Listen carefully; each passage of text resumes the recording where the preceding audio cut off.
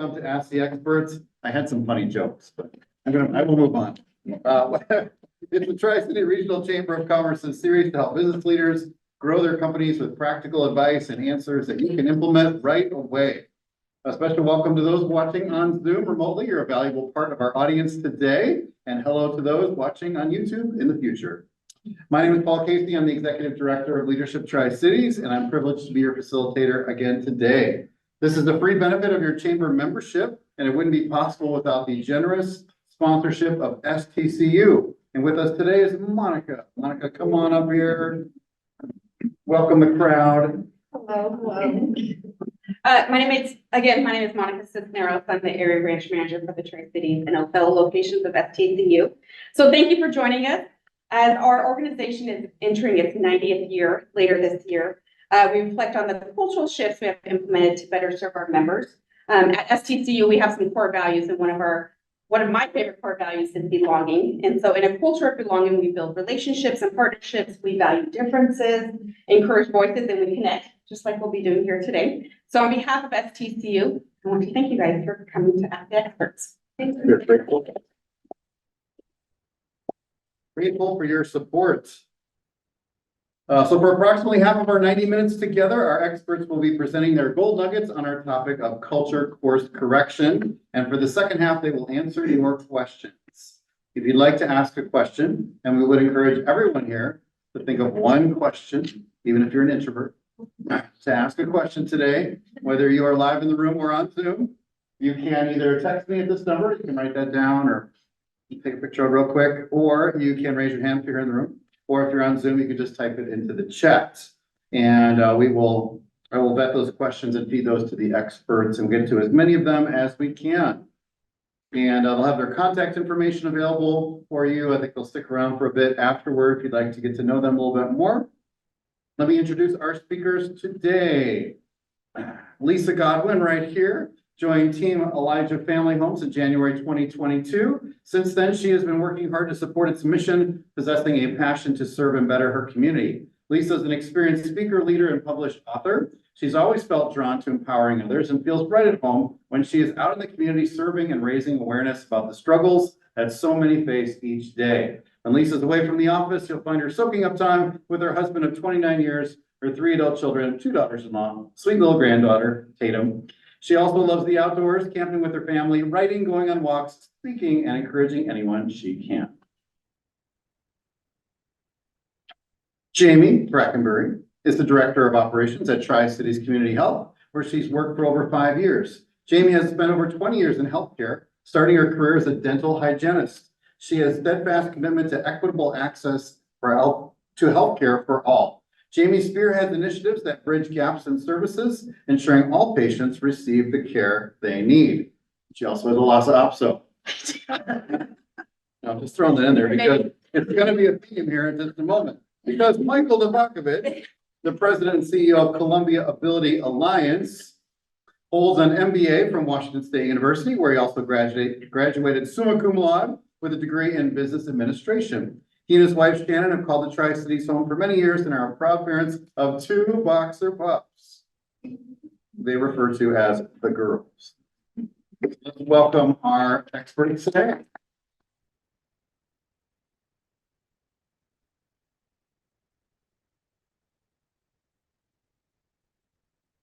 All right, I get to kick it off today.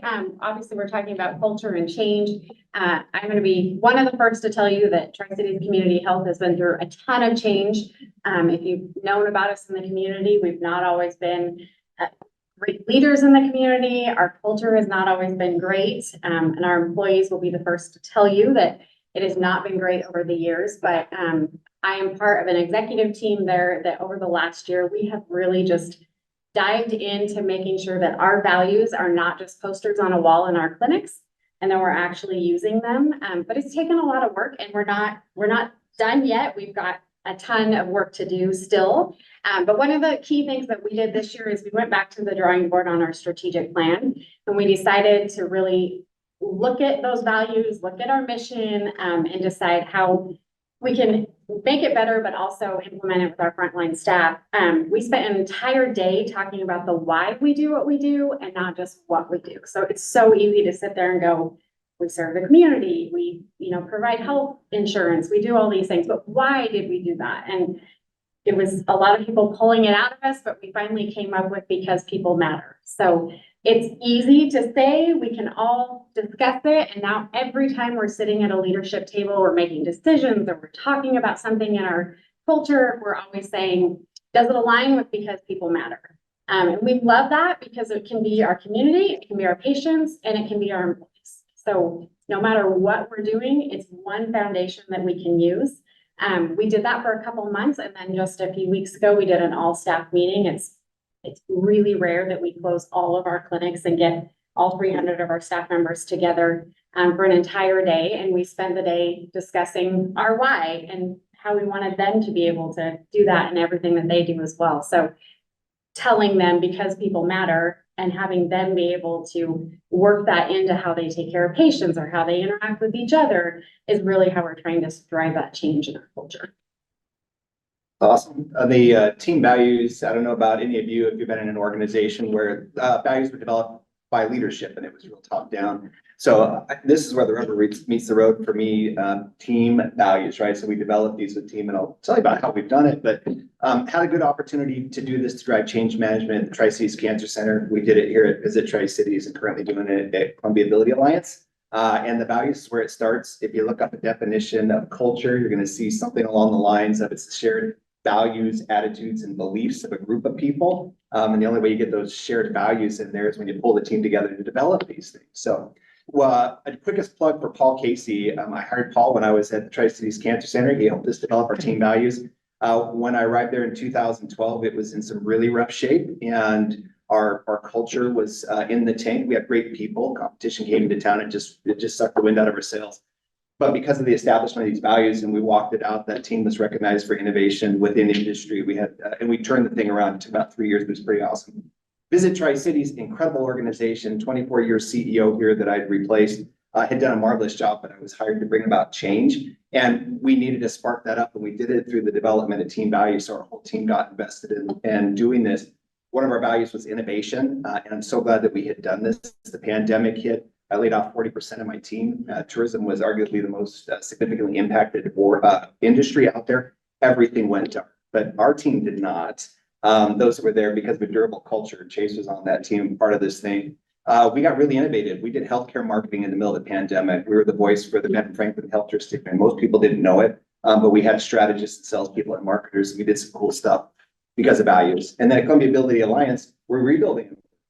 So we got a good cross section of our team to come together to develop these values, and we're making decision by our values. I really questioned the decision when I was sitting in Sherry's interview over here, because we make hiring decisions by it, but she was slaying me just before this meeting. So it's a questionable decision on that. Yeah, but what we do, we use them to coach, counsel, correct, and we'll make determinations to make people available to industry. By that, I mean release them if they don't fit, because we have to preserve our team values. If you spend some time with me, you'll hear two things: the fish rots at the head, and we create what we tolerate. And as leaders, we let our values slip. Good people vote with their feet. They'll find their way out the door. The people that we have their performance stick around. We'll see that they're not as productive. Morale dips, and then our cultural spires.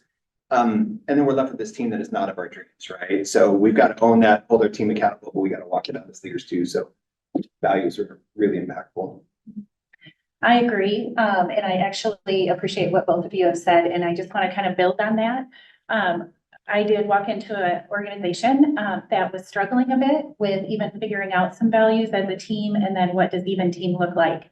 And so defining as a team what our values are, how we're going to function every day in those values. But then there's that second piece of being intentional every day about holding each other accountable for following through with those values. And what I found is when we've been intentional, holding each other accountable in a professional, caring way, where there's trust being built and you're able to come alongside of a coworker, that makes all the difference. Another way is consistently having and I know we're gonna talk about the feedback, but, doing one-to-ones, building that trust, being open to look at your values, reevaluate them, and see if that's really the direction that that team wants to go in. And I have found that that intentionality is getting us from A to Z. And we're really happy about the team that we currently have.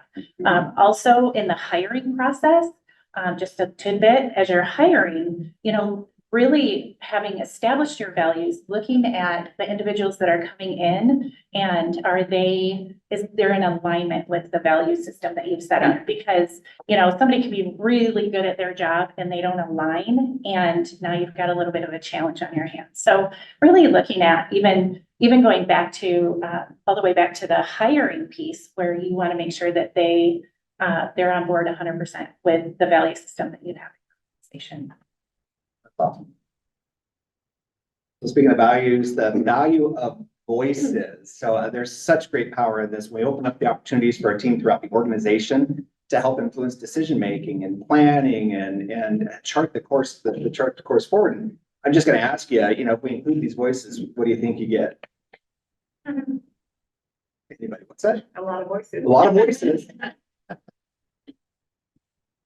Buy-in. Yeah, you get a lot of opinions. I mean, there's risk in this. Don't get me wrong, right? It can be messy. But here's what's really cool about this. Cultural course correction. We open up these avenues to hear these voices from throughout our organization. And maybe you'll agree, I have found that sometimes the best ideas come from the most unlikely of places. And we get a bunch of leaders in the room and we know something. So we're over here twisting the dials. We're working on culture, right? And we include somebody else in here and they say, hey, what happens if we pull this lever and this clouds part? Oh, sun shines down. Cool stuff happens, right? So what's amazing about it is if we can get these voices involved, you can build internal champions of change. If you can activate these people, they can speak to their peers in ways that leadership can't. They influence their peers. And if we can do that throughout departments or divisions, or in our case, we have 4 separate corporations that are under our umbrella, we can get them moving the needle way faster. It's all. The other cool thing that can happen is we can build a leadership pipeline. So somebody raises their hand, we realize they have great thoughts, and we can recognize these people that we're going to start investing in to build the team of tomorrow, which is cool. We might have somebody that's already in the pipeline, and it's a good opportunity to pour more energy into them to provide greater outcomes for. The question is, how do you get these voices involved? And there's a handful of things that I'll do. One of them's super simple. I'll do this as a precursor to strategic planning, but I'll do it when I have a new team that I come into, but we'll do it just, periodically. It's called Start, Stop, Continue. Is anybody familiar? Yeah. So you can do this via Survey Monkey too, but I'll do it in person. I'll tell the team, pull out a sheet of paper, fold it in thirds, right? Start on the top, stop in the center, and continue on the bottom. I'll tell them they've got 10 minutes. This is going to be anonymous. What do we need to start doing that's going to help us achieve our mission and pursue our vision, right? So maybe it's a new activity. We're going to invest in something. What's that thing that we need to engage in today that's going to build the future success? What do we need to stop doing? And it could be something like, well, we got a lot of gossip, right? Which will impact culture, but it could be that we need to retire an operation. And we've done that. At Columbia Ability Alliance, one of our for-profit businesses, we're a FedEx contractor. We honored our contract, completed it, moved away from that business because it did not fit. And we needed to take the resources we have and put it towards our other business interests, right? So what do we stop doing? And then finally, what do we continue doing? Because it could be that we have this thing, it's winning the day. We'll take it for granted if we're not paying attention to it. We'll stop investing in it. And all of a sudden, the thing that's making bacon today, all of a sudden just, dries up if we're not paying attention to it. 2 other things I'll do, and we've been doing this recently. We're in the throes of planning and budgeting, is holding little mini retreats and workshops for our independent corporations, but within our divisions. We have the people that are leading those departments or those organizations plus line level staff. And then we build a cross-functional team. We'll build in other disciplines, business disciplines. So we'll have marketing and philanthropy and HR in there and finance. Diversity of thought will help us get to where we need to go. One of the things, if you look at studies and we open up these opportunities for voices, when we do that, we can advance creativity, innovation, the achievement of larger goals, and we can do it in a more rapid fashion. So we do it here. The really cool thing is those conversations. We have all the people that can provide those resources later. When we need marketing, when we need finance, we need more people, we need to tap into HR. They were in the room. And finally, the last thing is we've been including team and strategic planning, team downstream that normally are not sitting at that table. And we're taking their inputs and their creativity. They're part of the process. We're using it to move the needle. me, I'm sorry. No, you're good. I was just thinking and processing. Learning too. No, that was awesome. I think too, for us, and for me, it was setting expectations, that everybody does have a voice. And not just setting them, but then implementing that, in meetings, staff meetings, in one-to-one meetings, in, any environment where we may need to hear from someone on our team. Everybody on our team knows that they are no more important than anybody else or any less important than anybody else, that their voice is valued, and that we want to make sure that if they have a thought, there's a space for them to be able to share that, and that space is safe. So building trust, like, was kind of that foundation for me, that individuals felt comfortable enough coming forward with their ideas, with their voice, to be able to share that with everybody else. And I found once we've created that space of trust, we've got people coming forward that are owning projects within our organization that wouldn't have otherwise, projects that they are succeeding in. And as executive director, I feel like my job is to continue that success, continue to hear the voices, continue to push them forward, and just watch their success. But if they don't talk to me, I don't know what they're good at. I don't know what's in their head. And so it's my job to create that space for them to be able to do that. Also, just a little tip I just thought about, and I was asking staff about these topics, by the way, which I feel like build on one another. But as I was asking staff, talk to me about voices, how valuable voices within our organization. Someone reminded me that I create intentional opportunities for my staff to share their voice. Like, I have a hiccup jar. So, that seems crazy, and one of my staff came up with it, and I loved it. If there's a hiccup in the organization and we need to discuss it as a team, as a staff, then we bring that hiccup jar to our staff meeting, and you don't have to sign your name. You can if you want to, and then we will discuss it. So it's an opportunity, again, for someone to have a clear voice in maybe an issue or problem or something that they're seeing that they want to point out, and they want to be intentional about that as well. So just some little tips on how to actually implement that within your organization. And to piggyback on both of what they said, I don't think it's any surprise to anyone that in our healthcare world, we're changing every day. And so sometimes that means we have to get buy-in, we have to really talk to everyone.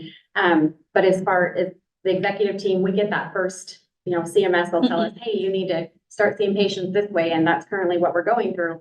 And so for me, I put together the core team, the team that is going to actually try and figure out how we're going to change completely how we see patients and how we drive this. But then once we have that core team, then we're going to our staff and we're asking our billing department to join us for a meeting and get their input so that we can have theirs. But we keep that core team together throughout the whole process so that we do have buy-in from those main people that will be the boots on the ground that are going to go to each clinic when we start implementing this. So everybody does have a voice, but we do make sure that we have that core team as we move through those big changes that we have, so that we have consistency as we're adding those other voices as well.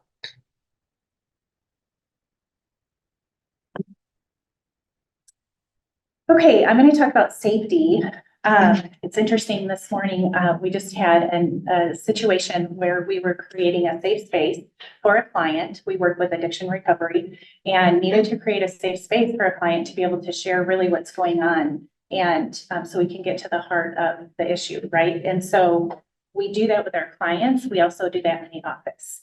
So my door as executive director is most of the time open, and all staff knows that and feels very comfortable coming in and sharing any frustration. If they have a frustration that they want to share, they know that there's not going to be condemnation. There's not going to be, there's going to be support. We're going to get to the bottom of it, and we're going to do that right away. We're not going to, push it under the rug and not address it so that it creates dysfunction within the team.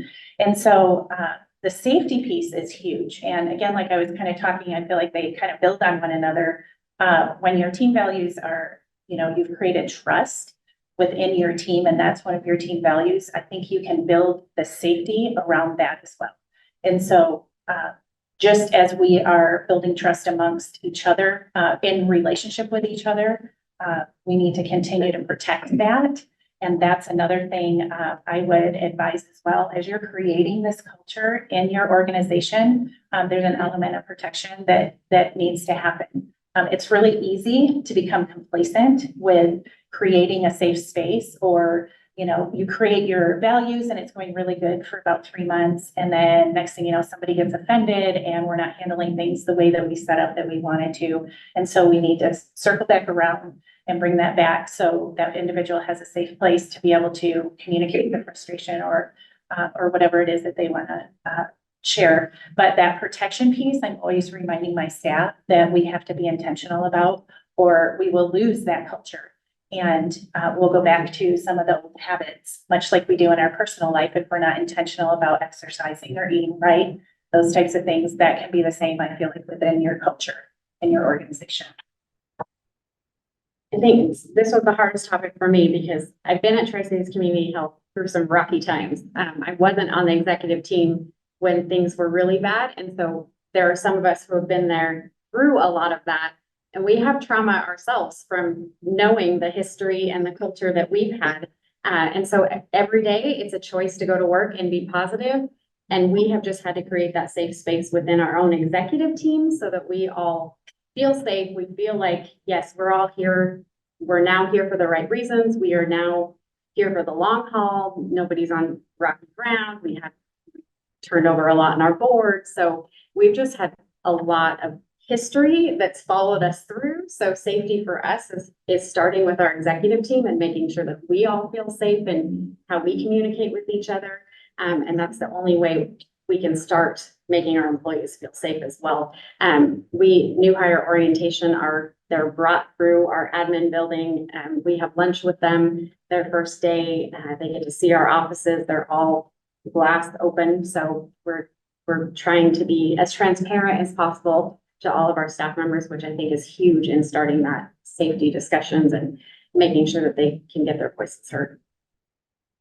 Pick on Sherry again. I'm assuming that she feels safe because she was slaying me right before this presentation started. No, this is so big. And so if we talk about getting these voices involved. So team developing the value, we're the voices. We're going to get voices that drive creativity, innovation, and outcomes, right? Hear these voices. I'll never hear them if our teams don't feel safe, right? So we got to invest in this space. One of the things that I'll do right when I come into an organization, if I have somebody new reporting to me, is I'll let them know how I manage mistakes. Because absent that, there can be some real fear, like, oh my gosh, what, I've got a new boss. What happens if I stumble, fall, something doesn't work out okay? And for the teams that I'm on, we find our way into getting into innovative spaces, which means we're going to take risks, which means we're going to have failure, right? So the team's got to get comfortable being uncomfortable and knowing that we're going to make mistakes, and that's going to be okay. So here's what I'll do. And it's just something that there's a model out there like this. I didn't know it. This is me working for my dad years ago, trying to figure out what was less painful for me when I made mistakes. Here's how it works. If you make a mistake, here's what I'd like from my team. If it's within your skills, ability, understanding, you have the authority to fix it, go fix it. You don't have to come tell me about it. I think Paul uses the term, go put the monkey on my back. Is that right? Yeah, go fix it. But then tell me what you learned from it, how you're going to avoid doing it again. If the team will do that, I'm looking at mistakes in one of two ways. These are either expenses, right? So it costs us something. Somebody's frustrated. I'm upset. Nobody wins. Or we can be intentional. These are learning opportunities. And I think we'd all agree the mistakes can be these great teachers, right? So if we're willing to invest in it, what did you learn from it? How are you going to avoid doing it again? Short of fraud, waste, abuse, significant negligence, the reason why any of us should likely lose our jobs, we're going to be okay. Now, sometimes a mistake happens and somebody doesn't have the skill, ability, understandings, the authority to take care of it. And so I still don't want the monkey. This is an investment in them and their education. So what I ask is, bring me solutions and tell me what your preferred solution is and why, right? Because I want the team thinking through it. They don't need the answers from me. I might not have the answers, right? So it makes me look pretty smart if I kick back and you tell me. But no, there really is an investment in others. And so they may share some ideas. They have their preferred solution. And I may say, absolutely, out of what we've got in front of us, that's a great option. Go fix it. Tell me what you learned from it. How can you avoid doing it again? It may be that I've been around and seen a few things and they pick option A and I'm like, that's a good option. But option C is a strategic play and we're going to get multiple wins on it. Or it might be that they present some options and none of these things, while they're options, they're not the right ones. So then together we come up with something really cool. They go fix it, tell me what they learned from it, how we're gonna avoid doing it again. And there's great opportunity in that space, I feel, to create safety. You know, the other thing, is everybody, or is people familiar with active listening, the actual model of it? Yeah, if you're not, go invest in that space, right? But when we listen, we learn and we demonstrate, we value others. And so when we take the time to do that, we can build trust in that space, right? We're listening and valuing others. We learn a lot, and we can have great outcomes. The other thing I tell you to do is flex your EQ muscle, emotional intelligence. And there's a couple pieces and there's all these tenets of EQ, but a couple that are super impactful. One, apologize. So as leaders, the teams don't hear this when we make mistakes, and I am totally cool within a space with others in that space to apologize for somebody that I didn't get right at, with maybe I was on the other side of the fence on an issue, to demonstrate that, and then vulnerability, to let the team know that, look, I'm an imperfect human. We're pursuing excellence, not perfection, and it's okay. I expect that you're going to make mistakes too. So that safety is so important. Okay, feedback. This one I am excited about because we have made major headway to this one, so. Feedback, it's so important. And if you don't have good culture, your staff doesn't want to give you feedback. If you don't have good managers that are giving feedback to them, it's just a two-way street. But what we have done is, because we are so focused on making sure our values are heard and that our employees understand them, is we have separated, this year, we separated all the performance evaluations from any sort of constructive criticism or discipline. So our management team, I have been working so hard with them, and we have trained them up to really just focus on our values. And now they meet with each one of their employees once a quarter, and they are only talking about the times that they have demonstrated one of our values. And specific, like we've trained them to be, you know, today I saw you stay late to help a patient, or today I literally watched you walk that patient to the building next door because they needed the dental practice, not the medical practice. Those are great of our service value that we wanted to see. So we have really made sure that we're doing that positive reinforcement with our employees so that they know that we see that they are learning our values, they are showing that, and that we're giving them that feedback. Now, at the same time, we're also coaching our management team to make sure that we can give constructive feedback, but more in the moment when it happens, not waiting for that evaluation, and making it a safe place so that when you do have to have that constructive feedback with that employee, that they have a chance to give you their side of it or tell you maybe the why behind what happens that day happens. But separating those so that we have a chance to focus on reinforcing that positive behavior specific to our values has made a huge improvement. It's really cool. So feedback, I am good with critical feedback, it for me personally, and we'll get to that in a second, but giving it was something I just struggled with. What it was, but there was this barrier for me to want to tell somebody, unless it was really egregious, that, you know, the fine tuning, I'm talking about little stuff that might feel like micromanagement, but the team's going to benefit from it. So I don't know where along the way, sometime along my journey here, I picked up this language of, can I provide you with a coachable moment, which makes it really easy for me to deliver. And I hope my team is more receiving of it. Can I provide you with a coachable moment? Here's the deal. I'm asking a question and I am A-okay if I have a team member that tells me maybe now is not the right time. They could be running high on emotion because something just happened, which for me tells me we're probably going to have a communication problem, barriers to good communication anyways. So today is not the day. It might be that they're on deadline and it's like, I want to have that conversation, Michael, but I've got something I get to do by 4. It's like, that's cool. Let's circle up on it. But when I'm given that permission, I'm being allowed to speak into somebody's life. So I really value that opportunity and I try to provide useful feedback. Something that I found good value in is I will ask my team 3 questions. Libby's been a part of this, I think probably more than once. How are you doing? How am I doing? How are we doing? And so the how are you doing is not the hallway shout out, the knuckles, the high fives, how are you doing? It's like, no, seriously, it's a check in on my part to stop in on somebody. And it's like, I know that there's this challenging situation. Maybe there's a bandwidth issue. You've got a lot going on, whatever it is. How are you doing? Right. Honestly. And I'm going to practice active listening and really value somebody in that space so we can build trust so we can go do what we need to do with culture and outcomes. The really cool thing is if we're intentional in that, we can also discover that, hey, we might have a resource that we can employ for one of our team members' benefits. And so I'm looking for, is it part of my network? Is it something that I can do, something I'm familiar with? Maybe we got a resource it by authorizing, you know, purchase of something. So how are you doing? where the rubber meets the road is I'll ask for critical feedback. How am I doing? And you've got to develop some trust with your team, right? So I've done this with colleagues that were parallel. As the CEO, everybody's coming up from underneath, but I will do this with my board of directors, right? I'll ask them to tune me up, but I'll do this with team and I'll ask them, put a fine point on me. I'll say things like, tune me up. What do you know that I don't know that's keeping me from where I need to go? How can I be a better leader? And when you get that feedback, that's a gift. My friend Sherry over here likes to say this. So we got to treasure that thing. There, I gave you one. But we treasure, but here's, if you really want to have impact, if we're working on improving culture, I'm looking to build a better me, is go do something. And so you go take action on it. I'm going to tell you, I'll pause there for a second. I'm not looking to have a rebuttal when somebody provides me with critical feedback.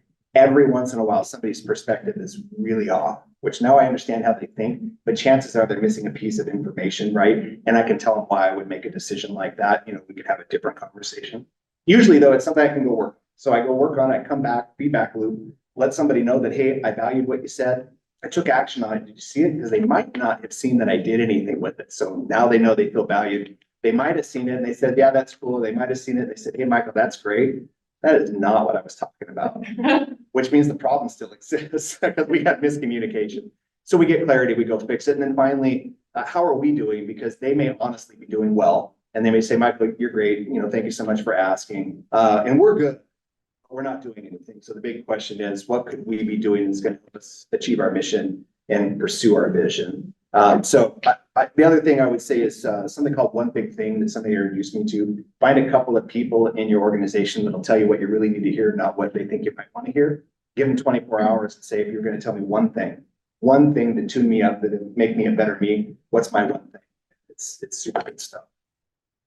Great. As I think about feedback, I value feedback both.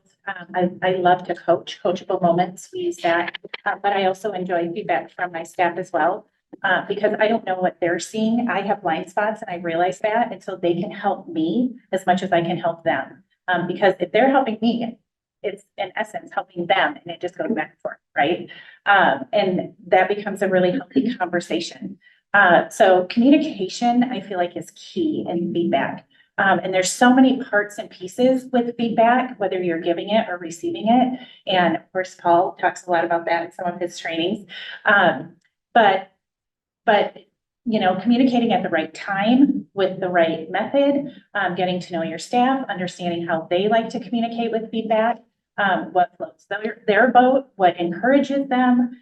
Do they like awards? Do they like, what do they like? And really getting to know and studying your employees. I have to say, I have a small staff. You guys have a much bigger staff than what I have. I have 14 or 15 staff members. So to have that open communication and that open feedback almost on a daily basis. I literally like to stop in all of their offices throughout the day, just so they know, like, here, there's an opportunity for feedback. How are you doing? What's going on? And then in my one-to-ones, I'm always asking, what are those barriers that are in the way of you being successful in your job? And if I can help it, I will remove those. And so for them to give me that feedback of what those barriers are and what I can do better in my job, and then also letting them know what's expected of them, and continuing to be on the same page in terms of expectations. Because once they don't understand the expectations, and you don't, you're like this. And as a staff, as a team, that doesn't work. So we're always circling back around to expectations, what's expected of each person, holding each other accountable, creating that safe space, and then having amazing conversations. I was talking to one of my staff members about the idea of feedback, and she said to me that constant communication squashes the need for feedback. And as I kind of pondered that in our office, it's kind of what happened. We have that ongoing feedback every day. So by the time we get to our reviews, there's no surprises. I don't like surprises. I'm sure my staff doesn't like surprises. So those those hard conversations are gonna happen on a day-to-day basis. And for us, the review is going to be no surprises. And that really, that calms them. It gives them opportunity to be the best that they can be in their job because they trust that if I have a problem with them, I'm gonna talk to them right away. I'm not gonna harbor it. I'm not, we're good until we're not, and then you're gonna know, and then we'll talk about it. So, and then we'll hear from each other.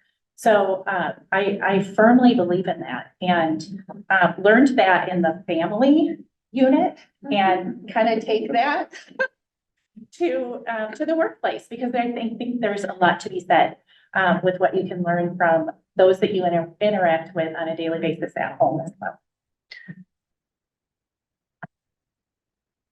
I think we were right. Yeah. Very timely. You're good. Okay, so got to our question and answer time. So everybody think about a question. There's my cell phone if you want to keep it anonymous.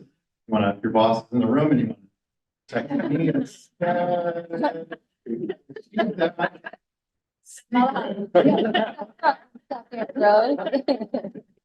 here's one from Zoom. How can you revitalize or encourage your team to accept change as an opportunity versus a chore?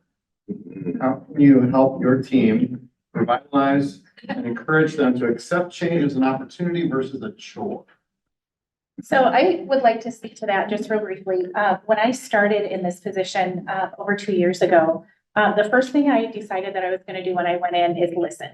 I was just going to listen, because that opens up everybody's, it builds trust. It opens their thoughts to be able to share with you. And I wanted to hear, what did they have to say?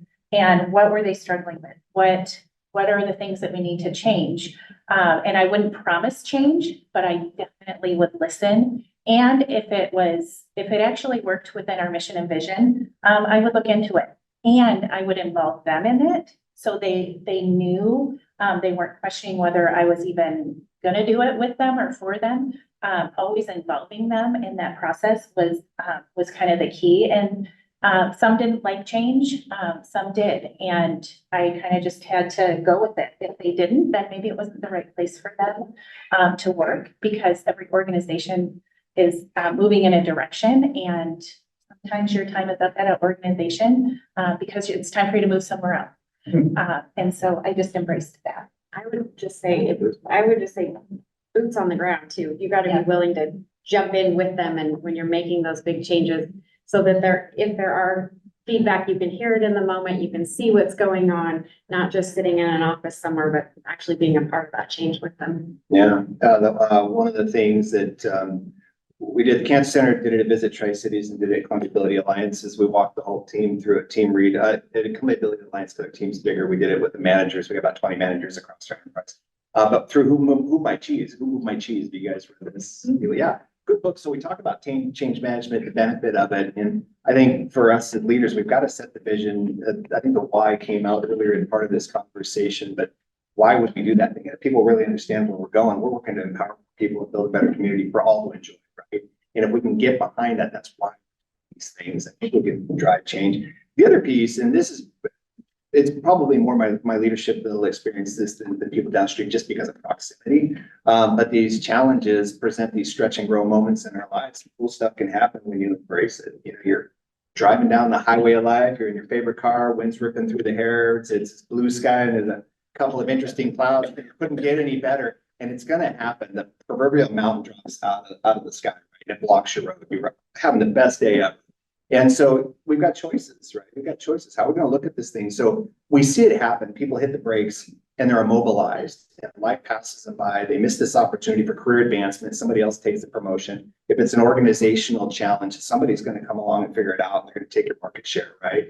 So that's a choice, not a great one. The other one, you probably recognize this too. People put the thing in the first gear, drop the clutch if you're driving 3-speed, and hammer this mountain. They keep going into this thing again and again and again. And the mountain doesn't move. All they get is a bruised forehead as they're bouncing it off the steering wheel, right? I think that's the definition of insanity. Am I thinking right here? It's crazy, but we see it happen. The other thing we can do, we stop, we look at this mountain. The peak is at 14,000 feet. We look east and west. We can't even see where this thing ends. We just see it tapering off.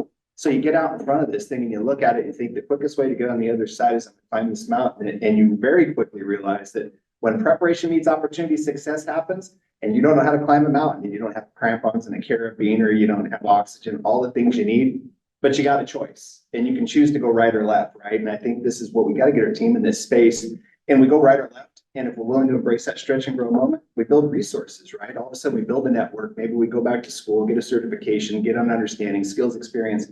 We get on the other side of the mountain, we're back on the highway of life. Oh, it's amazing. You're driving and another mountain, another one and another one. It's going to keep happening because change is going to come. The really cool thing is, if you took the time to invest in that challenge, put the tools in your toolbox, your challenge of the day will be your molehills of tomorrow. And in this case, it's the speed bump on the highway of life. You roll right over them.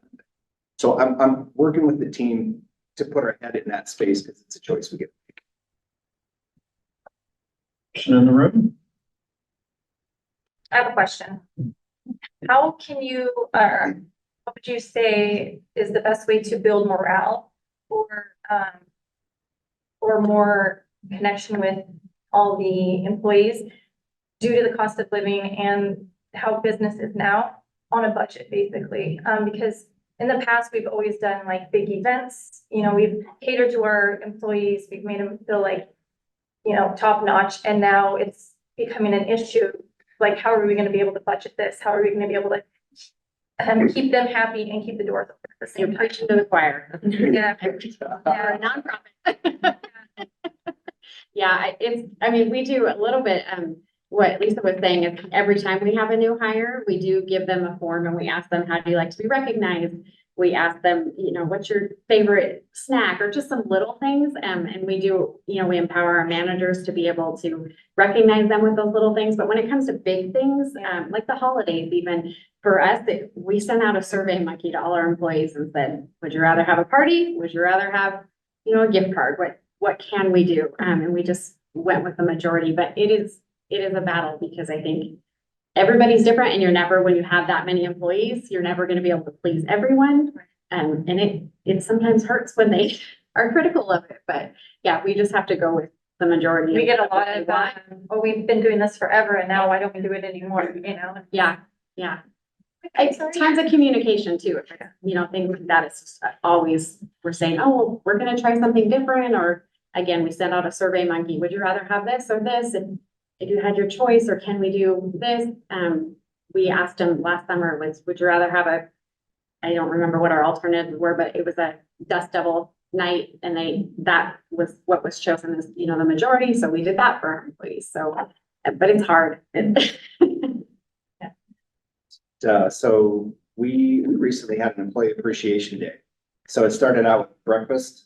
Yep. Right. And then, so because we have different businesses in different locations, we were running pizzas and cakes and all kinds of stuff around, but appreciating the team. One of the things we did at the cancer centers is, and this was new, we were in the middle of the throes of rebuilding our culture there. So we did this too, as the staff appreciation day, but it was pretty fun. You know, our foundation would get a lot of different things donated to them. So, and some of this had to do with what we had a lot of wine, but there was a lot of other things going on.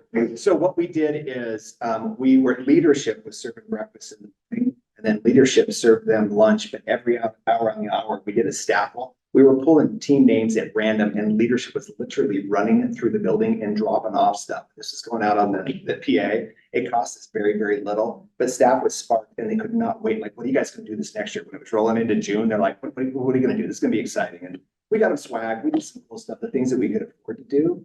But it was awesome. But we're finding our way with that. Right? Kudos.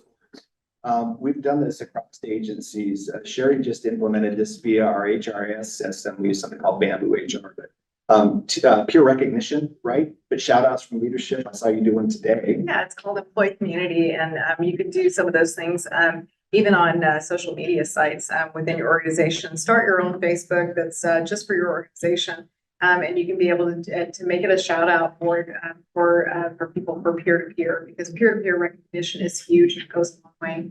But it is hard though when it feels like it takes something away, because we had that. We had some lavish parties, and from my perspective is we're working to right the ship.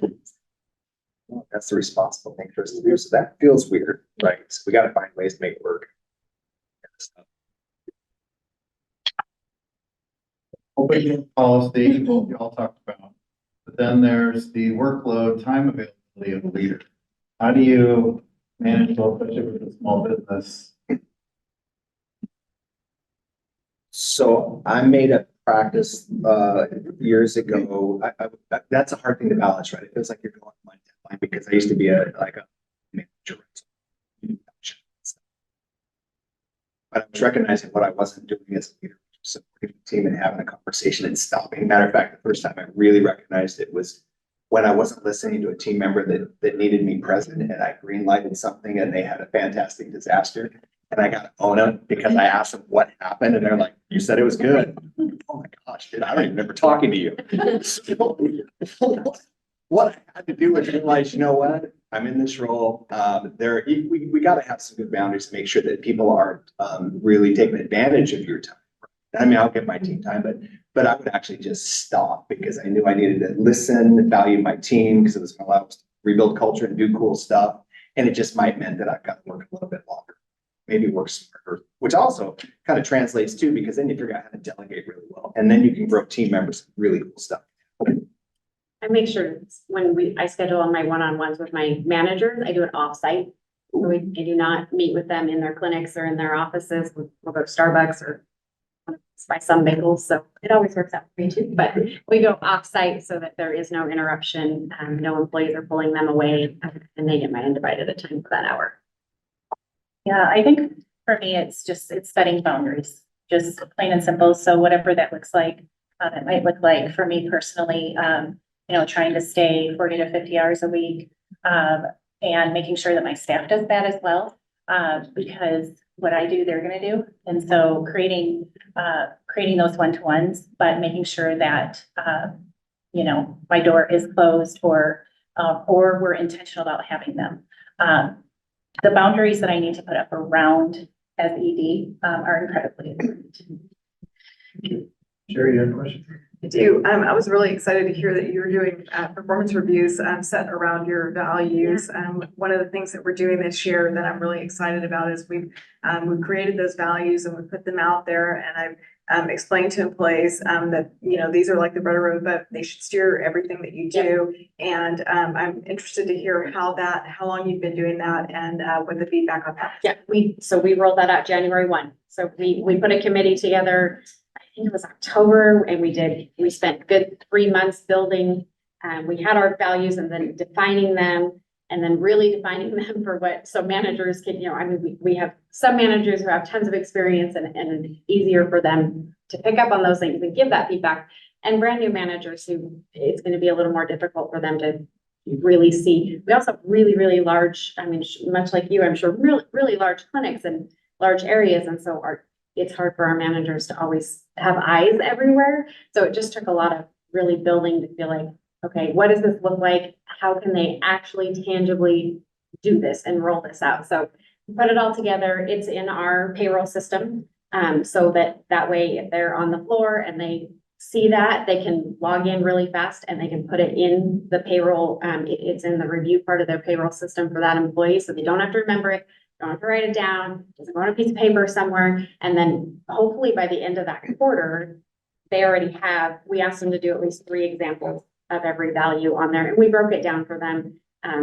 We have quality, respect, and service. So then we said, what does quality mean? And we gave them like 5 different areas that they could pick from. And they just needed to come up with 3 examples for each employee that quarter, if that's the value they were doing. And it's gone really well. All of my managers have done 100% of their first quarter evaluations and working on their second quarter, and it's great feedback. So yeah. Across all 3 organizations, we've got it embedded now at the Cancer Center. This is how we worked to embed the values in it. They were tied to our goals, individual goals. And we did the same thing at Visit Tri-Cities. Chase probably remembers this. So our team had their own objectives, whatever it is that, they're held accountable to, and they had to tie it to the value and demonstrate it on how it played out. So really beneficial. The other thing I should have mentioned when we were talking about values, because it's one thing, you build a poster on the wall, you mentioned this, right? And so we put all this energy into it and it sticks out, but what do you do with it? So embedding it in performance evaluations is super cool. But the other thing we did across all 3 agencies is at all staff meetings, our teams would do these values workshops. So we'd usually have people from different departments, or this, in our case, different businesses, pairing up. So we got collaborative endeavors going on, right? So this is pretty cool stuff. We're building team, but they work the rest of us through a value. They pick a value. We might hear about best practice, something that's happening in our work, but then there's always an activity that helps it sink in for us, which is super cool. And then in our managers meetings, values are part of those conversations that happens there too, but you got to keep them in front of you or they become a poster on the wall. On the feedback topic, how do you all feel about anonymous feedback from colleagues to each other that actually this goes in their performance evaluation? So people are going back and forth on Zoom here on this one. What do you think about that? So they don't have to actually go to the person and give them any feedback. They just fill out the survey and it goes there in their performance evaluation. My knee-jerk reaction to that is I'm not a fan. No. And I'll tell you why. We're working to build, particularly through critical feedback, a culture where we can put the tough conversations on the table. If you've ever spent any time with a guy named Mac and Kate, he talks about a say anything culture. And if we have an anonymity, we don't have that space, right? So we got to get comfortable that we can have a conversation, and that's tough. I get it. But if somebody ever lob the bomb anonymously and it sticks in a performance evaluation that carries with you, that's buried in your file, I'm not a really big fan of that. I think there's two sides to every story too, and you've got to be able to really feel out what happened in the situation. Is there room for improvement? And if you don't know, or you can't go to someone to ask the questions, I think you're not gonna get change. Yeah, I think you're making a lot of assumptions that whoever gave that feedback is 100% correct. Right. But I would wrestle with. Yeah, I did so I mentioned start, stop, continue. Normally I'll do that in an environment with these, people bust out a sheet of paper. I'll aggregate that and look for themes. When probably 6 months in at Columbia Agility Alliance, I did it via the doodle poll because just getting everybody in the same room was not going to happen, right? And so I sent it out. I got some feedback, and it's funny, start, stop, continue. And I'm pretty certain somebody didn't know why I was doing what I was doing. But they decided to call out the CEO and the start and the stop. And I would love to share it with you, but it just doesn't belong in this space. But it was fun. And I looked at it and I took no offense to it, to be honest with you, because there was nothing of value in there. All I knew was that somebody really doesn't understand what I'm doing, what I'm working to do with this team and the outcomes that we're going to have. I just had somebody literally lob a grenade, and they did it in 2 locations. Yeah, the final one was pay us more money, and I'm like, well, I get that. Yeah, but it was useless information. I mean, there was nothing I could do with it, so it just had no value. That's why it's good to do that one thing. Give me one thing I can do about it, right? I really like that. Other questions from here in the room? I think, well, to piggyback on that question, what do you guys feel about, engagement surveys? Same feeling on the. We do them quite often, but sometimes it's just a matter of we can't talk to 300 employees, so it is easier to send a survey monkey and get some feedback on, what an activity we're trying to plan, or even feedback on, we just did our all staff meeting, we sent one out to get feedback on that, topics that they want to see for the next year. Sometimes it's just easier to start the conversations by sending that out. We do choose which ones are going to be anonymous and which ones aren't, because we want to be able to go and follow up on some of that feedback. So sometimes we don't send them out where they can send them anonymously back. But You might Beckers. Yeah. Yeah. So in healthcare, there's a national survey. So when we were rebuilding the culture of the cancer center, we subscribed to this thing. So it's pretty cool. They look at administration, if I remember right, and then you hear from staff. And so everybody fills this thing out, and then they rank the top. Originally, when we did it, it was the top 100. Now I think it's 150 top healthcare. Yeah, healthcare institution. So we had really gone to work on culture. We put together a staff engagement committee because there was some things that, as we're trying to figure out how do we move the needle. We had an administrator that was there as a liaison just to resource things, but staff came up with things they wanted. Right. One of these things was we weren't taking a holiday. I might have been Martin Luther King Day. I can't remember, but they wanted an extra day. It was, so things are moving, and we thought, you know what, we're going to do this survey. So we did this survey, and it was pretty awesome. You can buy the feedback. So you get an initial report, but you can take a deep dive and really get some useful information. We made the top 100 in the US. And so we're celebrating this team. This is a big deal. Interestingly, so our team was about 50 people at the time. Somebody said, out of a team member, there might have been two of them, they felt like they were pressured by administration to answer in the way that we wanted to hear. And it sucked the wind out of the sails of the rest of the team that felt they answered honestly and we've done great work. So when the next year rolled around, we told the team, we need honest feedback because we're taking that feedback and we're learning from it. We did not make the top list, right? But we got some really good feedback and we went to work on culture. Year 3, we came back and did it. We were back on the list, right? And so it was all anonymous. It was super valuable. But in these things that just like start, stop, continue, the themes will bubble up. When you start hearing the same stuff over and over again, you know it's something like we're in there and we got to focus. So I like it. How do you handle 2 conflicting personalities on your team that are affecting the culture negatively? HR.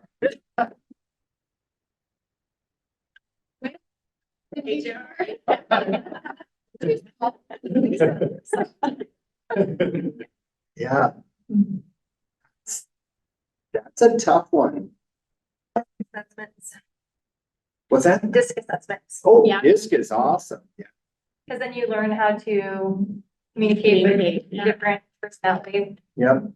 It's so good. How many people are using DISC, Myers-Briggs, or other personality style? Yeah. Yeah, that's a good one. I said that we had guys working in close proximity to each other back in the families years ago. And, this is not, I wouldn't say this is the solution. It happened to be our solution. One of the people chose to vote with their feet, believe, which was a good thing, but we could not, how many times we sat down individually, we'd sit them down at a table, have conversations, all the things that you'll probably read about we should be doing. We could not find an effective path forward. We just found ways to try and manage them, but it was toxic, that little pocket just between 2 people. That's rough. So I will say, one of the ways that I deal with this in the workplace is, first of all, going back to the facts whenever there's a discrepancy between 2 people. Like, let's just focus on the facts and put personality away for a moment. Listening to how they both feel about and think in their perspective, and giving them both an opportunity to do that.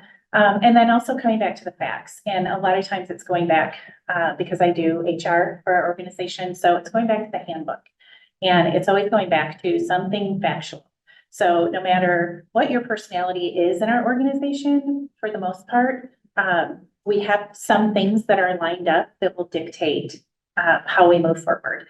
And so that seems to have been a really good pattern for us. Also, both individuals coming with an attitude of, and helping them get to the point on their own through whether it's motivational interviewing or whatever whatever method we're gonna use, but helping them see that the other person does have value and their personality has value. And so how can we, even though you think differently, how can we come together and make it so both feel comfortable and feel safe for whatever the issue is? And so it's really looking at, depending on what the personalities are, we have, in our 14 staff, we only have 1 man. And so the rest are women. And so we have a lot of different personalities. We have a lot of different ages, and that also plays into things. And so really creating a culture that embraces different personalities, different diversity. And I think we're there where we are embracing everyone and their differences, that everybody doesn't have to be the same. And once we get to that point, usually there can be good communication.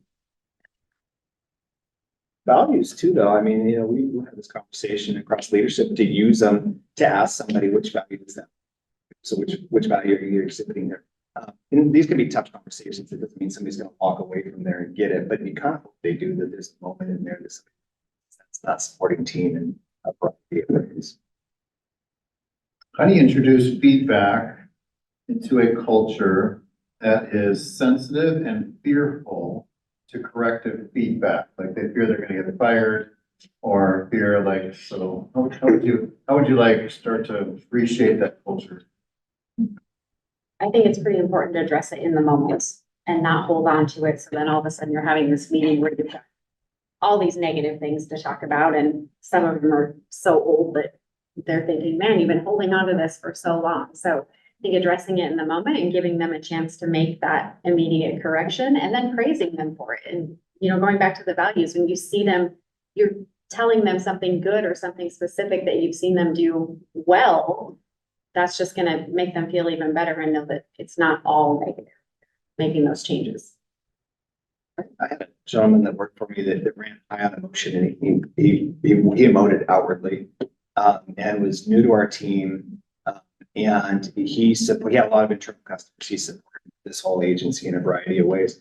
And interestingly, this individual was a creative, worked in a creative space, but didn't like feedback. Like if he built the thing, designed a poster, for instance, and you wanted to change the color, the font, maybe the photo, whatever it was, any minor change, right? They add a reasonable edit.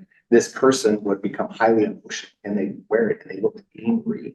So what I had happen was people started bringing me all of his work, not for me to do it, but for me to give it to this individual. They should have been working directly with him, just putting a lot. And I'm like, what is happening here? And then I started to ask people, because it wasn't just a one-off. I'm like, the whole agency is showing up. I'm like, what is going on? They said, he looks angry. And so here I've got this person that runs high in emotion that I got to talk to him about them outwardly emoting. I'm like, this is going to be rough stuff. And I stopped and thought about what's going to win the day. I knew this individual wanted to be like, they 100% wanted to be a part of the team. I didn't know if they really knew what they were conveying to everybody. And that's what I led with. We had to do this several times, but it broke it down. I was kind of putting the marketing hat. What's a value? What's in it for this individual? It's like, I know you want to be liked by this team, but here's the feedback that I've been receiving. Like, oh my gosh, because they really did want to be liked. Move the needle, we slid, move the needle, but we got there. I think too, consistency. So, doing the same thing over and over and over. So they're seeing it and they're building trust, you're building trust with them. Again, I always go back to that because I think it's huge in the workplace, for them to feel comfortable that they can come to you and they can express their concern. Just being consistent with your emotions being, I guess I always say either here or at a 1 or a 2 versus a 9 or a 10. Just kind of keep it down here. And I think part of the intent of the question was, if it's in the culture, would you do something different? Like, would you say, okay, everybody, let's talk about feedback? Would you actually make some kind of announcement or training or how it's gonna be? So that survey I mentioned that I did the start, stop, continue, doodle poll and got that fantastic feedback. Our response rate wasn't high. And what I got from some of the team members was they've been down this, I got from a manager who shared some team member input. They've been down this road before, and these are my words, but essentially management went on a witch hunt to find out who was the responsible person. So talk about creating fear. You never want to do it again. So they were unwilling to provide input on the survey. What I was endeavoring to do was to hear voices. It's like, if you don't appreciate where we're at today, you want to help us get to where we want to go, we need to hear your voice. And so today's a different day, but I think it's a long play because we got to build trust. We got to walk it out as leaders. They got to see if I'm saying this is how I manage mistakes, trust me, it's going to be okay. We got to walk that out. Somebody's got to see it. And I hope if we can build these internal champions of change, they get to talking to each other and say, hey, you know what? Michael's a pretty cool guy. He's pretty understanding. And then the team's doing the same activities and we start to get this groundswell. We can have these conversations.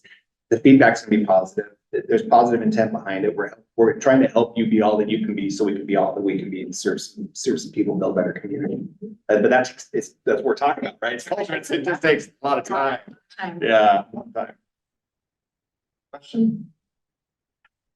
So I got to come from a team that I got to cultivate and build myself, and they are amazing. And so now I have this opportunity to take on a different team that is a lateral service department of ours.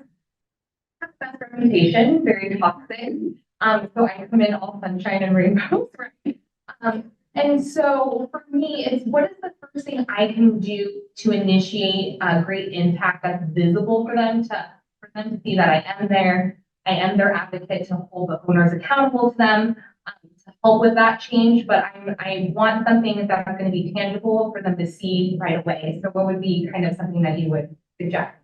I think Lisa mentioned earlier that she listened, and I did the same thing. My first 90 days of the job, I was in every clinic, just listening to the managers, but also knowing how to do their job. If you're talking front desk, you don't need obviously I can't jump in and be an MA or a doctor, but whatever I can jump in and do, I learned from start to finish so that I can actually do that job. When they're talking to you and you're talking to them, you're talking the same language. They're not thinking that you're just sitting in an office somewhere and that you don't really understand that job.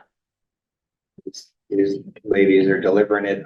So when I come into an organization, it's a 90-day plan. It's 30, 60, 90, and it is one giant listening session. Specific activities in there. I'll meet with all the team members. I'll meet with stakeholders, board members, key contributors. And I'm just taking a lot of feedback before making any decisions, unless they're critical decisions that need to be made today. But there's, again, kind of getting their voices involved in things. There's some fun stuff. We did it here at Visit, but we had these things, we call them leadership lunches. And anybody can be a leader, right? This is not with a title. So we bring in different people always. We mix up the departments. We're kind of building these mini cross-functional teams. But it was an innovation session. So we'd have these prompts to get people thinking big. And they got to feed off one another. Sometimes it started out quiet. There are people that aren't normally in those spaces, but they start to deliver, they have fun with it. And we can crack off with some cool ideas and we implement them. You get the buy-in, they got trust. Yeah, there's some cool things you can do in that space. So Ashley mentioned the word toxic. Toxic culture that all three of you have experienced, like you lived through that. Yeah. It's gossip, it's the negativity back in. The meeting before the meeting, the The meeting meeting. after, the people scurrying in the hallways. I mean, stuff's going down. They want you to end the meeting, but they're still outside for an hour talking. Yeah, good indicators. Of course, if you lose good people, you see morale dip, productivity dip. I mean, there's some pretty good indicators that something is not right. But you can be blindsided by it. It's naive to something that was going on. I completely missed. It was in the dark. There was a culture of fear, I believe, that was built. And so when you have that, why would anybody want to bring it forward if they were believing what they were hearing about me was true? Because this is a dangerous space. You're going to go in there like, that doesn't sound like Michael, but you might have just walked into the lion's den, right? So it kept it at bay. I didn't realize it. I got whip with something that did not smell. I was smelling the cheese and something did not smell right. Then I went and did a little fishing, and then I found out what was happening in because it just had huge impacts in culture. Yeah, I think about expectations. I think they can be so incredibly helpful when you set them and everybody's bought into them. That's been really helpful. I've been involved in different environments where the expectations haven't been set. And if they have been set, they move. And so that's very, very difficult for employees to navigate. And then to know, a lot of employees want to please you. They can't please you because they don't know if you're going to change the expectations today or tomorrow. And so, defining those expectations, I feel like it's really critical to preserving that culture so it doesn't go toxic. And consistency in Yes. defining that, making sure, across the board that everybody's on the same page. There's something called high performance culture. I can picture this model. There's like 5 steps in it, and it said everybody knows their job has value, right? Everybody matters, right? And so we got to make it really clear to our team. You practice your values. So we've talked about that, but we hold people accountable to them. We hold ourselves accountable to them. We walk it out as leadership. You honor the value chain, meaning that every operation, every activity is serving that end goal, in our case, a mission. Which if we're doing that right, it means everybody's jobs matters, because if it didn't, you wouldn't be here, right? We move it. It's not just a cog and wheel. We need you on this team. We're going to marry passion with ability. And I'm a big fan. If we got somebody high on passion and we might not have the ability we need, let's invest in them, because they're going to blow this place up. We might have somebody that's got high ability and low passion, and we might need to plug them in someplace else. That will but they might be on the they need to find their way out and be where they're happy. But the other thing too is the team success is not relying on an individual leader. So that means, like, for somebody like myself, get out of the way, resource the team, set the vision, give them the guardrails. They know what their operating authority is, and then turn them loose on the team, let them run and do some cool stuff. Libby just did that with our brand launch. We after 41 years, we changed our name, rolled out a new brand. This lady over here was tearing it up, right? So Yeah, cut the team loose and run. And if you can do that, you'll hit objectives. It's pretty awesome. Now, Michael, you mentioned, sometimes there's a person on the wrong bus. What does a conversation look like with someone who's hurting the culture? Assuming there's probably a first conversation, there might be a performance improvement plan somewhere along the way. Yeah, I think that directed at me was you just lobbing the ball. No, that's good. I have different, I mean, it's personalities, right? I've had different conversations with people. Some people I have maybe a relationship with it. I can have a different kind of conversation to simply say, I mean, maybe I'll back this up.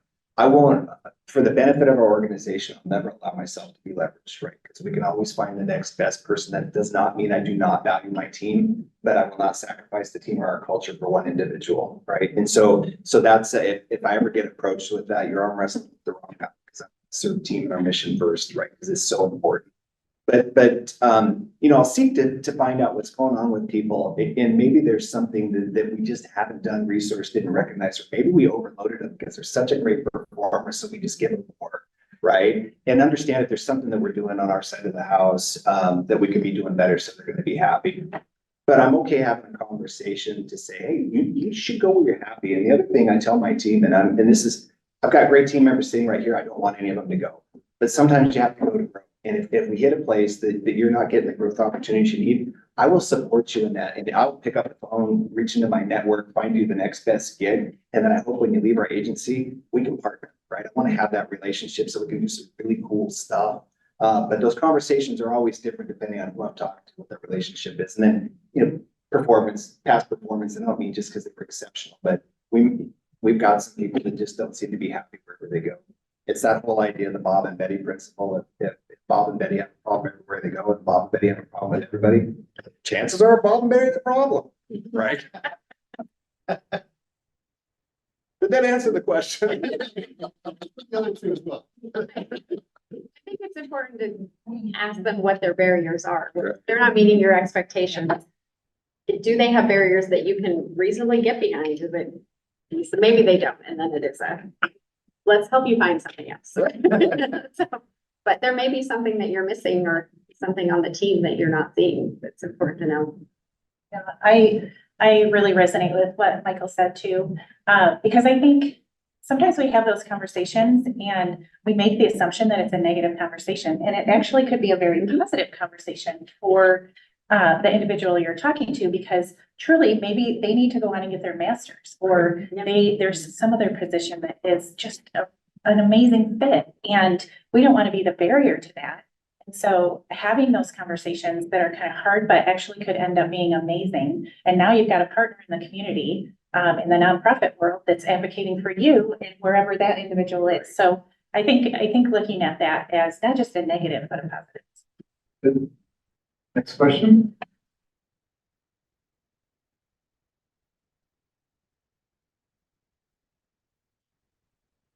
Another one online. What mistake have you learned from attempting to change the culture? There's never enough communication. That's pretty good. There's never enough communication. Okay. It's so hard. You're gonna miss communicating with someone, or you made a decision and you thought you got all the right people, but you missed a department, or you missed, there's just never enough. and we don't do that well, and it is really hard. People will fill in the blanks, and it's never what you would hope they fill. Yeah, no, that is hard. It really, you know, the why you had asked that question about resourcing things, the team and tight budgets and stuff. Getting that understanding, because we took some action and it wasn't communicated. It was just seeming the right thing, but there was obviously this understanding downstream, and that creates emotions and outcomes. Yeah, so that communication. If people are allowed to create their own thoughts on why you're doing what you're doing, then it usually doesn't work. Spreads like wildfire. Yeah. Yeah. So I kind of feel like it's, for me, it was people pleasing, like trying to please every employee, and you guys, that would be really hard. But when I have such a small staff, you know, I'm really intentional with them and just wanting to always please them. Some like parties, some like, verbal praise, something like this, and trying to, you know, I kind of was losing my mind trying to create this culture where everybody's happy instead of realizing, no, our values are going to make us happy. Why we're doing what we're doing, that's going to make us happy. And sell my staff, for lack of a better term, on the fact that they are making a difference and that, you know, their job is important and they do bring value. And when they're feeling that way, I can give them this or that, but ultimately they're going to go back to the fact that they're happy within their job because of what they're doing. That makes sense. I think Lisa and Jamie mentioned it earlier too, that trying to please everybody, right, different spaces. And one of the things, this is a positive, we're running hard, making great change. But you know, I had a team member that felt we were running too hard, right? And it can happen, but everybody's got a perception. And this is on the senior team. I had the entire senior team, had a 360 review with my board chair and house chair. And they said, we heard the same thing from your whole team. They loved what I was doing. They loved where we were going. They loved what they were doing. And then there was one outlier that said, we're running too hard, right? And everybody else was on board. What's really funny is the person that thought they were running too hard was the person on my team that, from my perspective, had the least amount on their plate. I had some other people really sprinting, but they just saw it as an opportunity. They were investing in it, cool stuff. So yeah, you can't please everybody. Question. So how do you guys handle like a high performer? Outperforms people to be given more to do? I mean, how do you handle? All of a sudden, you're the only one to win.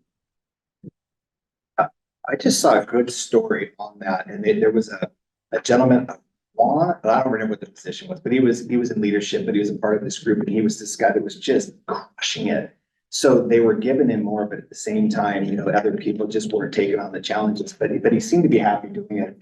And then he put in his resignation, and they didn't understand why. They weren't asking the right questions, like, you know, what was really going on here. What they found out downstream after it was too late was the organization was much like this, right? It was they were changing culture. They had constrained resources. This gentleman knew they couldn't hire in right now, kind of basically a hiring freeze. So he felt he was giving the team everything he had for them to be successful, with the understanding of when they got to where they needed to go, help was coming. They were going to hire. But management failed to recognize that this guy was running hard because he was trying to save the agency, not because this is the way he operates every day and wanted to do it for the rest of his life. And his thought was, you guys are killing me. I mean, I was happy to do it because I wanted to invest in the agency. Nobody stopped to ask if that was okay. Nobody ever got me home. I can't keep doing this. So yeah, I do think that with our high performers, if we're trying, we got to hold our team members accountable, right? We're going to lift our team up and get them to where they need to be. But if we've got somebody that is like, you know, just crushing it and they're moving beyond, and we don't have enough to do, we don't want to lose them because they're going to get bored. Project management, there's always something going on that might be out of the regular scope of work. An activity to keep people engaged that makes sense. Kind of a cool way to do something neat and get something great done for the organization. Michael hit on it just a little bit, is the expectations too. Is this person overperforming because colleagues in that same are not being held to the same standards? I mean, that's a huge.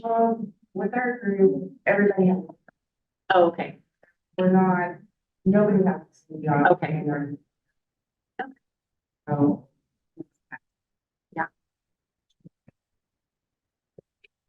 I think sometimes it's perspective too, in terms of if you have somebody that's functioning, you know, a high functioner, and then you have some that aren't. It's like that individual doesn't know what you're coaching these people on, and, you know, letting them know that, hey, be encouraged, you know, I hear what you're saying. There's stuff going on behind the scenes, and being intentional about coaching the others as well, as you're coaching this individual. So just, I try to communicate that. I have a staff member here. Trust me, they're judging. But I say that from time to time, just, I totally hear what you're saying. I get that. I understand what you're saying. Just know there's more behind the scenes, that I can't share with you. And honestly, that kind of encourages them that, okay, somebody sees maybe what's happening without me saying anything. That's good. What role do rewards, recognition, and incentives play in culture change? I think for the most part, it plays a big role, but it also depends on the person. Which is important, as Lisa said, she asked her staff, how they like to be recognized. Not every person wants to be called out in a meeting or, wants a shout out. Sometimes they just want their manager to say, thank you so much, or you're doing a good job. So it can be rough. That's so good. Years ago, this is the family biz. We did a number of things. We'd have these monthly lunches. We call them gas sauces. This is years ago, the gas prices shot through the roof. We had a kudos box and we pull out these kudos. We pull a name out for taking a gas. We also called it gas off because we were having a barbecue. It was usually spicy food. Sorry, it happened. We did a lot of outings that we were building culture, right? So we go to the dust ups, do Dusty's Day, right? We did all these things. I had one of my team members come to me who was a rock star, no issues whatsoever. And this gentleman was so productive. And he's like, Michael, he goes, I don't care about any of that. I really don't. I mean, he was happy to eat whatever we're cooking, but he's like, I don't care about that. Take whatever you're spending on that, put it in my paycheck. That's why I'm here. That's all I care about. And it was an eye-opening experience for me because I'm like, man, everybody's got different motivators, right? But I think there's some general things. We can't please everybody. So we'll do some cool things to incentivize the team. Yeah, there's been times where, we don't necessarily have a budget for anything, but just getting creative, scheduling maybe a staff meeting towards the end of the day. And there's an hour left and everybody can just go home early. That's like a huge gift to them. And I'm not putting it in an envelope or wrapping it up with a bow, but they're incredibly grateful for that. So, I feel like I hear what they are saying and I try to get really creative within our budget as a small organization to try to make sure that they know that I do value what they're doing. One more question. If you were leading culture change, what is the self-talk and self-care you as the leader need in order to push through, make it happen? Well, I'm trying to think of Stuart Smalley. I mean, I'm good enough. It's the self-affirmation. Don't start with people like you. No, I think you gotta surround yourself with a good team. For me, like I said, our executive team, we are all moving in the right direction, in the same direction. And so that makes it much easier to go to work and you feel that you're reinforced into what you're doing every day. Yeah, I love people. I mean, just in general terms, I legitimately love this team. And when I think about what we're working to do, that's one of those things. I want to see the team be successful. I see people grow. I mean, that's why I'm in a leadership role. That's just rewarding. I think for me, it's encouraging laughter in the office. We work with clients who drain us emotionally, and to be able to have moments of laughter and of joking and fun really feeds me and feeds my staff. Nobody said exercise. Punching bags or anything like that. Let's thank our experts today. Thank you for donating your time and expertise to us. And again, they'll be up here after. I don't know if y'all brought cards for them to contact you. The slides will be emailed to all of you, whether you're on Zoom or you're here today. Always register because that's going to trigger those slides being emailed to you. And there'll be a video today placed on YouTube as well, in case there's somebody not here that you'd like to watch. Have a watch. We also like to thank STCU for sponsoring Ask the Experts, making it free to participate. And Michael brought a gift card to Brown Table Pizza. Let's do a quick drawing there. You put your business card in there. You have the okay.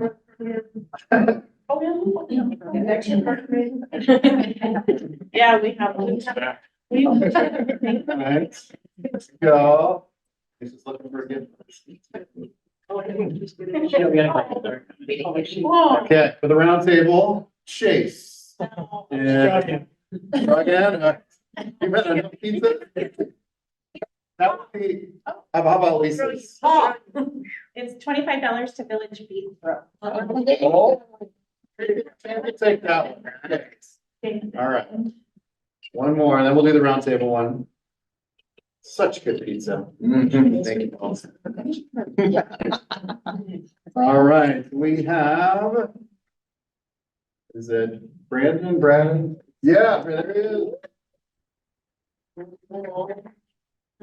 Awesome. Would you please do us a favor and fill out the survey if you're here in the room? Just leave that, just flip it over.